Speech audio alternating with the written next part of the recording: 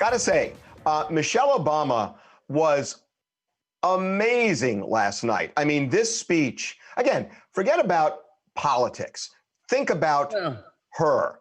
That was a powerful, powerful speech that was really, in many ways, I think, more effective virtual than it would have been before the convention. We'll get into that. But I got to say, the most interesting thing to me, Charles, on a level, is that right in the middle of it, she threw shade at Kanye West. Yes, and in a way, really elevated Kanye's, the impact, I don't want to say importance, but the impact Kanye could have. No one thinks he's going to win. He's not going to win. But she clearly elevated the impact that Kanye West can have on this election in November when she, you know, we expected she attacked President Trump. We expected that she pumped up Joe Biden. That's why everyone's there. But listen to what she said about getting people out to vote.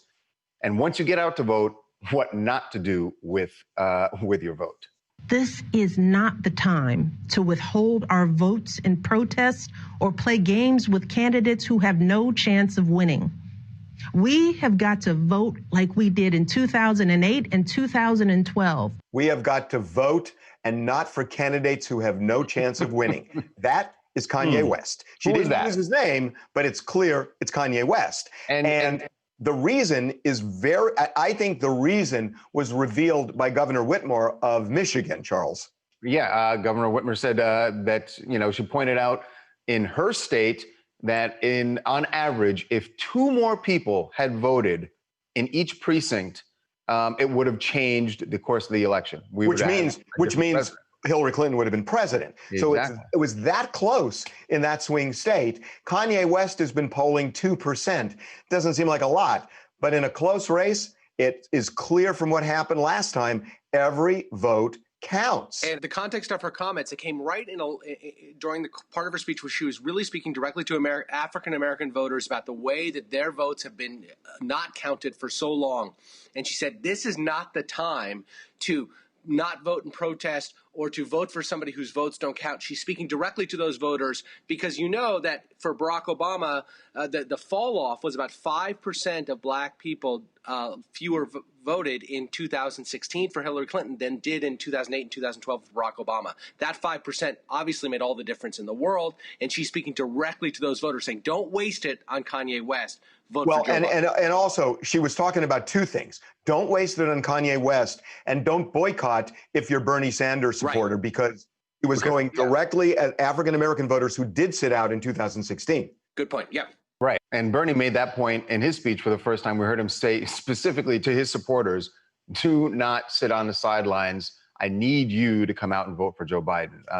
So we're going to have to move on because we got a lot to talk about today. I just want to say one thing because from the beginning, you know, I think there was a level of clunkiness doing it virtually that it felt kind of like a TV show, and it didn't crystallize, to me at least, until this woman got up there with the most incredibly powerful speech about her dad, who was a Trump supporter who died of COVID and blamed it on Donald Trump. She was so incredibly powerful.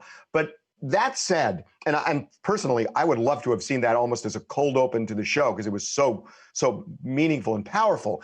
But Michelle Obama, she surprised me because I didn't think anybody could give a speech as effectively in a virtual setting than at a convention. I think her speech was better virtually than it would have been at a convention because somehow Michelle Obama has this rare talent of going through that lens and talking directly to the person on that living room couch. And she did it. I hear what you're saying, and I think she does. I get my thing when I watched it is who's actually paying attention? Are there people on the fence who are listening to Michelle Obama and feel the way you do? Because if there aren't, and she's just preaching to the choir, it doesn't matter how effective she is, right? Yeah, I mean, I get that. But what's the alternative? That's the issue with conventions. That's always my issue with the convention. Are you just preaching to your own followers already who are already going to vote that way? So maybe you hope that there's a broad spectrum of people who are watching. And by the way, Charles, for both conventions. But if it's a close election, those few votes that could swing one way or the other could determine the fate of the country. Right. Hi there, my name is Nafisa and I currently live in Brooklyn, New York. I really think that maybe conventions in the past weren't as relevant because there weren't other ways to get this information. I know for myself, I get news more from Twitter than I do from CNN right now. So I think there's an opportunity in the way these videos are being shared on social networks to reach out to people that normally wouldn't hear Michelle's message. And I think she did such a great job in delivering it, that there's an opportunity to get more people to say, you know, this is an opportunity for us. Well, I got to do this really fast. You're so right. You are so right. When you look, for example, at college dorms, for the last 15 years, they haven't put cable in dorms. Right. So young kids don't watch it. So the idea of doing something here, but then spinning it out to the world online makes all the difference in the world.